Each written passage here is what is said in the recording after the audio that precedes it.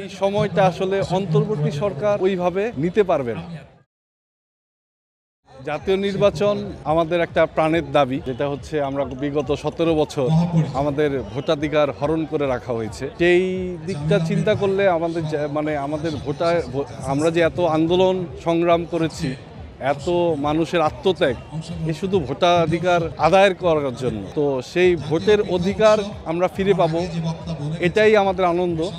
এবং এই নির্বাচনটা যত দ্রুত দেওয়া সম্ভব হয়।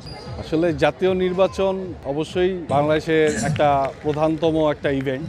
এখানে যারা আসবে সেবা করার উদ্দেশ্যে আসবে, মানুষের সেবা।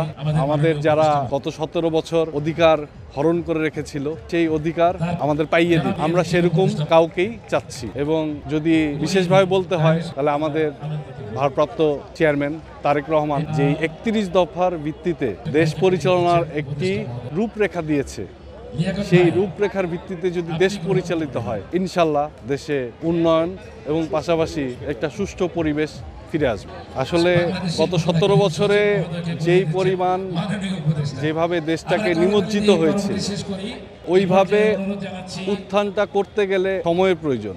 আর এই সময়টা আসলে অন্তর্বর্তী সরকার ওইভাবে নিতে পারবে না। এবং অনেক রাজনৈতিক ইস্যু আছে, মানুষের সামাজিক ইস্যু আছে। সেই ইস্যুগুলো সামনে নিয়ে যদি আমাদের নির্বাচনটা এগিয়ে দেয়, নির্বাচিত সরকারই ওইটা সংস্কার করতে পারবে, অন্য কেউ এটা আসলে সম্ভব না। সেটা হয়তো সাময়িক একটা বিস্ফোরা হয়েছে, ওইটার একটা সাময়িক প্রলেপ হয়তো সমাধান করতে পারবে, বাট বিস্ফোরণটা উঠাতে পারবে না। তো আমাদের জাতীয় নির্বাচন এবং এই নির্বাচনটা অনুষ্ঠিত হতে হবে।